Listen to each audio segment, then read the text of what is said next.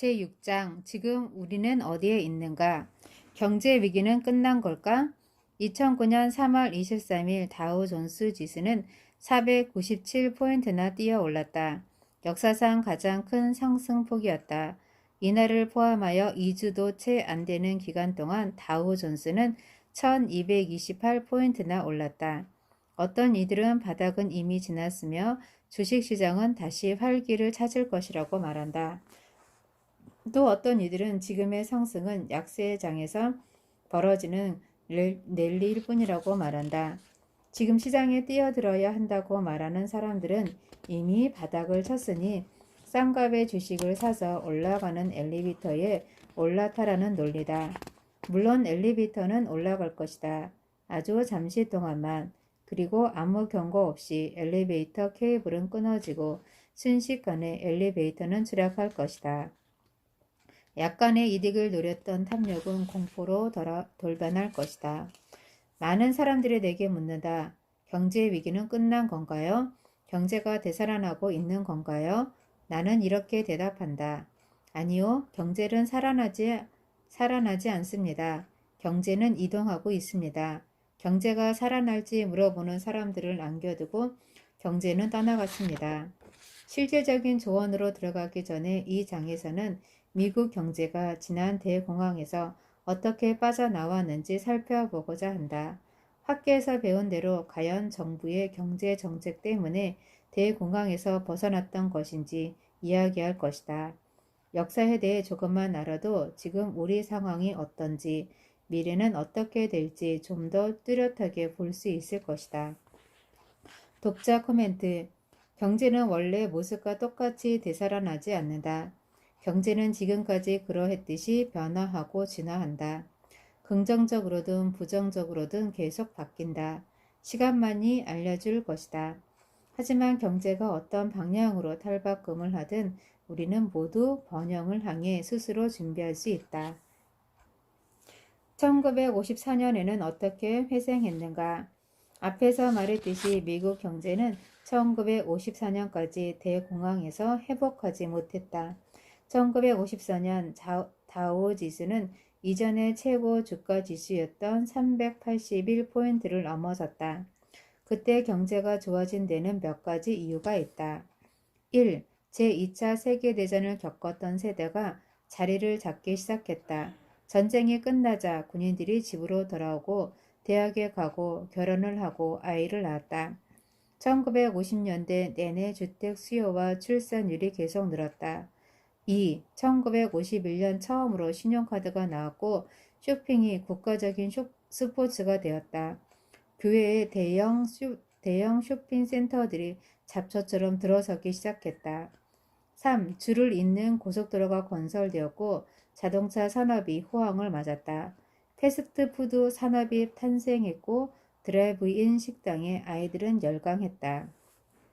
1953년 프랜차이즈를 시작한 맥도날드는 패스트푸드 산업의 새로운 별로 떠올랐다. 4. 텔레비전이 보급되기 시작했다. 베이비붐 세대는 TV를 보며 자란 첫 번째 세대가 되었다. 연예 오락 산업이 성장하기 시작했고 스포츠 스타가 새로운 갑부로 등극했다. 광고가 사람들의 일상에 파고들었다. 5. 보잉이 707을 출시하면서 제트 여객기로 여행할 수 있는 시대가 도래했다. 비행기 조종사나 승무원이 선망의 직업으로 떠올랐다. 늘어나는 항공여행 수요를 감당하기 위해 대규모 공항이 여기저기 건설되기 시작했고 거대 공항은 그 자체로서 하나의 거대한 산업을 일으켰다. 먼 거리를 여행하는 사람들이 쉴 수 있는 호텔과 리조트가 지어졌고 관광산업이 번창했다. 낮은 요금과 빠른 여행이 사람들을 하와이로 불러들이면서 나의 부자 아빠는 더욱 부자가 되었다. 6. 기업들이 노동자들에게 연금과 건강보험을 보장했다. 퇴직금을 저축하거나 비싼 의료비 걱정 없이 사람들은 자유롭게 돈을 썼다. 7. 중국은 아직 가난한 공산주의 국가에 불과했다. 8. 미국은 경제적, 군사적 측면에서 새로운 강대국으로 떠올랐다. 중산층이 사라지고 있다.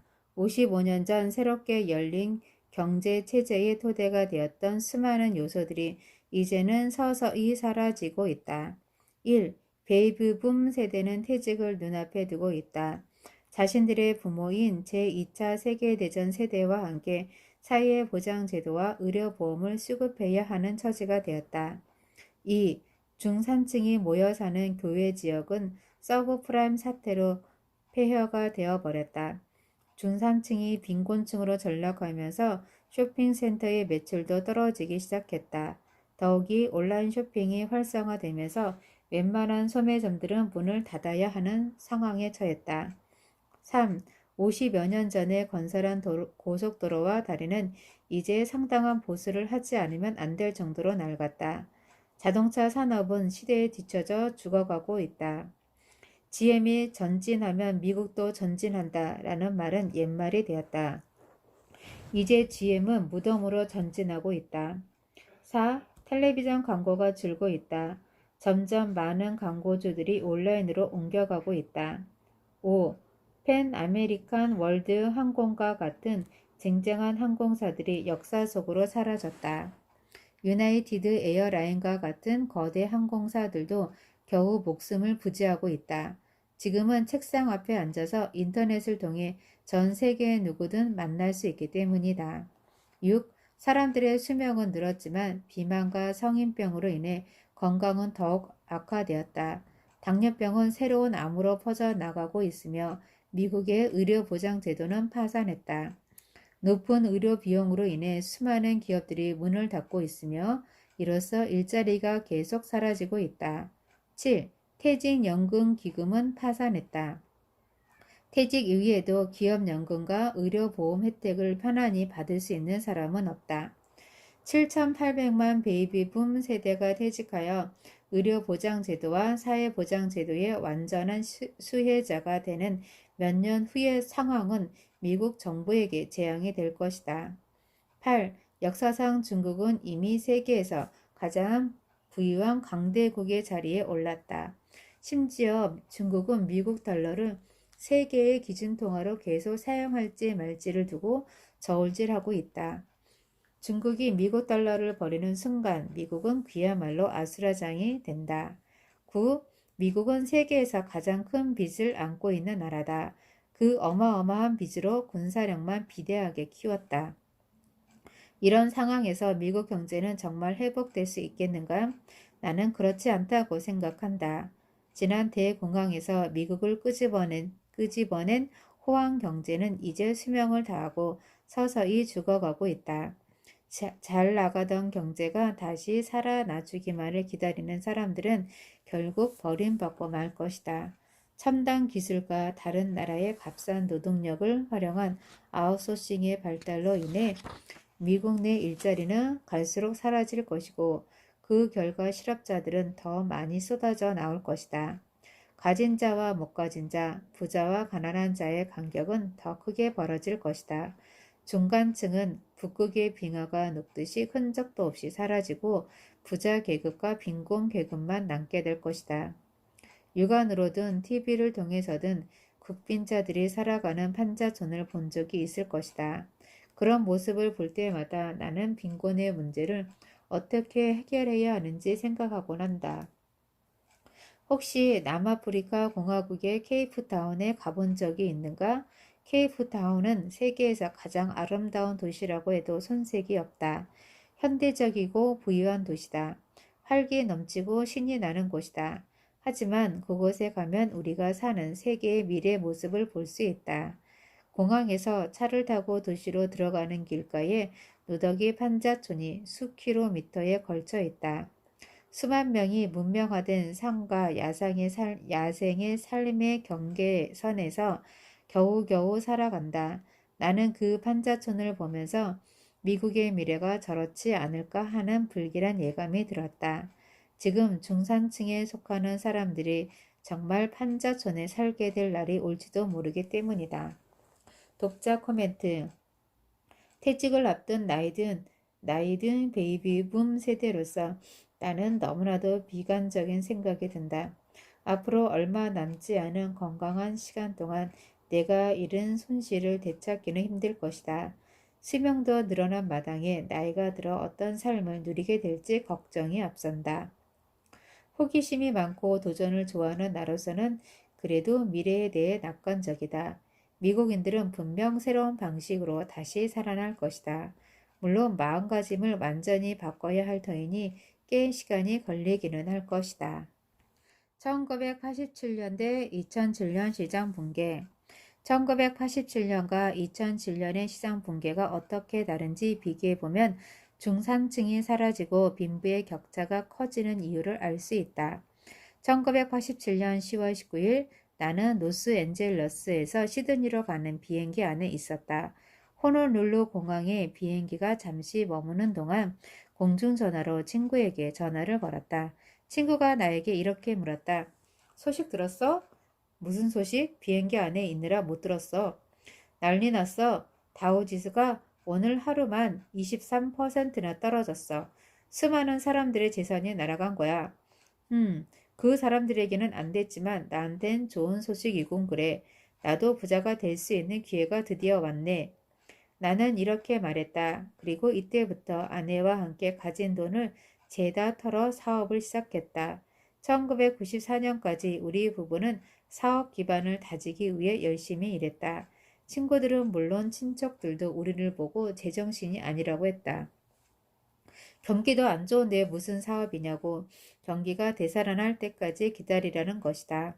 그들은 투자하기보다는 집안에 돈을 쌓아 놓았다. 하지만 1994년 우리 부부는 경제적으로 아무 걱정할 필요가 없을 정도로 돈을 모았고 이 돈을 미천으로 1995년에 다시 시작된 상승장에서 엄청난 수익을 만들어냈다. 그때 가만히 손 놓고 있던 사람들은 지금까지도 경제적 곤란을 겪고 있다. 2007년의 시장 붕괴는 1987년의 시장 붕괴와 다르다. 시장이 과거와 같은 방식으로 되살아날지 나는 확신하지 못한다.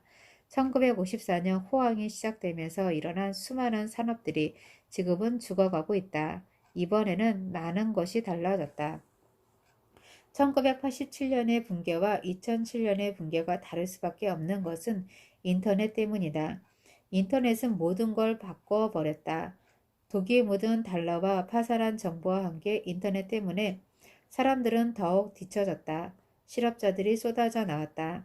인터넷은 1492년 콜럼버스가 미국을 발견한 것보다 100만 배 이상 더 큰 변화를 세상에 몰고 왔다.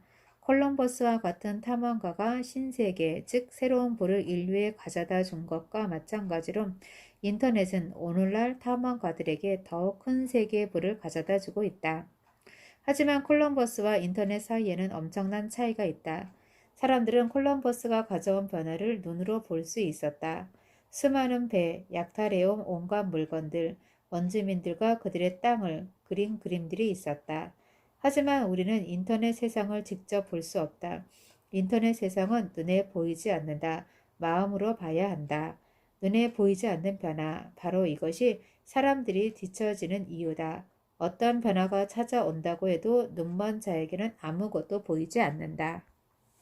독자 코멘트. 그렇다. 1987년을 기억한다.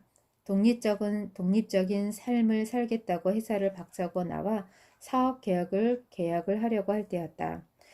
회계사의 제안에 따라 퇴직연금을 몽땅 찾아 개인 펀드에 넣었다. 나는 회계사에게 돈을 나누지 않고 한 펀드에 몽땅 넣은 이유를 물었다. 그는 그렇게 작은 금액은 나눌 필요가 없다고 말했다. 몇 달 후 시장은 붕괴했다. 10년 동안 힘들게 일해서 번 퇴직연금은 순식간에 반토막이 났다. 금리에 대해서는 아무것도 모르던 시절이었다. 보이지 않는 세상이 다가온다. 버미스터 풀러 박사는 변화가 눈에 보이지 않을수록 변화의 속도는 빨라진다고 말했다. 예컨대 지난 한 세기 동안 비행 기술이 놀라운 속도로 발전한 것을 떠올려 보라. 1903년 나이트 형제가 처음으로 지속적인 비행에 성공했다. 1969년 우리는 인간을 달에 보냈다. 지금은 1시간에 27,868km를 이동하는 스페이스 셔틀이 날아다닌다. 화성 여행도 멀지 않아 가능할 것이라고 한다. 이처럼 기술의 발전은 걷잡을 수 없을 정도로 가속도가 붙는다. 그리고 그 기술이 사업에 미치는 영향 또한 따라잡기 힘들 만큼 엄청난 속도로 변하고 있다. 1980년대 초 풀러 박사는 한 강연에서 1980년대가 끝나기 전에 엄청난 기술이 폭발적으로 탄생할 것이라고 예언했다.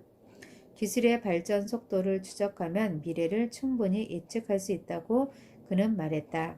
아직도 뇌리에 남아있는 말이 있다. 보이지 않는 세상이 온다는 것이다. 우리는 보이지 않는 세상으로 들어가고 있습니다. 땅에 누워서 구름을 바라볼 때는 구름의 움직임이 보이지 않지만 잠시 눈을 감았다가 눈을 떠보면 그 변화를 알 수 있습니다.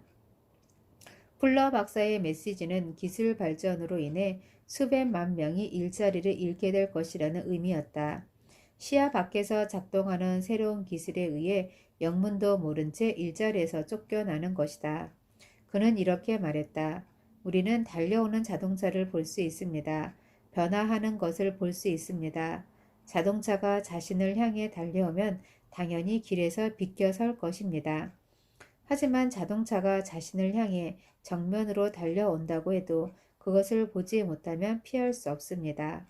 자동차가 달려오는 것을 볼 수 있을 때 우리는 삶의 행로를 바꾸고 스스로 변화할 수 있습니다.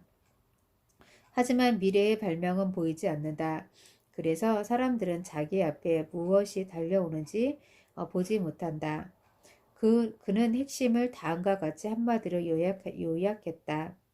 수많은 사람들이 자신의 눈에는 보이지 않는 것에 치여 쓰러져 나갈 것이다. 오늘날 사람들은 눈에 보이지 않고 이해할 수 없는 기술적 혁신에 이리저리 치이며 시대에 점점 뒤떨어지고 있다. 수백만 명이 의지에 먹고 살았던 기술은 더 이상 필요 없게 될 것이고 따라서 더 많은 이들이 실직 상태에 놓일 것이다. 시대에 뒤처진 패배자가 되고 말 것이다. 1970년대 처음 사업을 시작할 때 나는 순식간에 항공사 마일리지를 수백만 마일이나 쌓았다. 지금은 사무실에 앉아 인터넷을 이용하여 전 세계의 더 많은 사람들을 더 짧은 시간에 더 적은 에너지를 들여 만날 수 있고 따라서 더 많은 사업을 할 수 있다. 물론 돈도 훨씬 적게 들어간다. 내가 돈을 더 만들어내는 동안 항공사들은 경영난에 허덕인다. 나처럼 사업하는 사람들이 비행기를 타지 않고도 더 빠르고 더 싸게 전 세계 사람들과 사업적 거래를 할 수 있기 때문이다. 1969년 나는 뉴욕주 킹스 포인트에 있는 해양사관 학교를 졸업했다. 당시 우리 학교 졸업생들이 받는 초봉은 세계에서 가장 높은 수준이었다. 나와 함께 공부한 동기들은 졸업하자마자 베트남 전쟁 지역을 운항하는 화물선에 승선하여 1년 만에 8만 달러에서 15만 달러를 벌어들였다. 22살의 청년들에게는 결코 나쁜 출발이 아니었다. 나 또한 졸업 후 스탠더드 오일의 유조선에 승선하여 몇 달을 생활했다. 하지만 형이 베트남 전쟁에 참전하기 위해 입대하면서 그 좋은 일자리를 그만두고 나도 해병대에 자원 입대했다. 나의 수입은 한 달에 5,000달러에서 200달러로 떨어졌다. 그것은 충격이었다. 나의 동창들 중 몇몇은 지금도 배를 타는데 보통 1년에 40만 달러를 벌어들인다. 좋은 대학 교육을 받은 대가로 버는 돈 치고는 나쁜 금액은 아니다. 나는 전쟁이 끝난 뒤 다시 배를 타거나 항공조종사가 되지 않고 기업가가 되기로 결심했다. 지금 나는 이 선택의 결실을 거둬들이고 있다. 지금도 배를 타는 동창들과 나 사이에는 차이점이 두 가지가 있다. 첫 번째는 내가 하는 일의 90%는 정신노동이지만 그들이 하는 일의 90%는 육체노동이다. 그들은 직접 배를 운항해야만 돈을 벌 수 있지만 나는 잠을 자는 동안에도 돈을 벌 수 있다. 두 번째는 거래의 속도다. 그들은 일주일에 5일을 근무하고 다달이 보수를 받는다. 나는 365일 내내 일주일 내내 24시간 내내 일을 하고 있고 매 분마다 보수를 받는다. 내가 일을 멈추더라도 돈은 계속 들어온다. 다음 장에서 어떻게 그게 가능한지 설명할 것이다. 모든 변화는 가속이 붙고 거기에 또다시 가속이 붙는다. 그러한 변화의 앞머리에 머물기 위해 나는 사학가가 되기로 결심한 것이다. 나는 절대 시대에 뒤처지고 싶은 생각이 없다. 경제가 되살아나기만을 가만히 앉아서 기다리지 않는다. 초고속으로 달리는 경제의 맨 앞에 서기 위해 열심히 일을 할 뿐이다.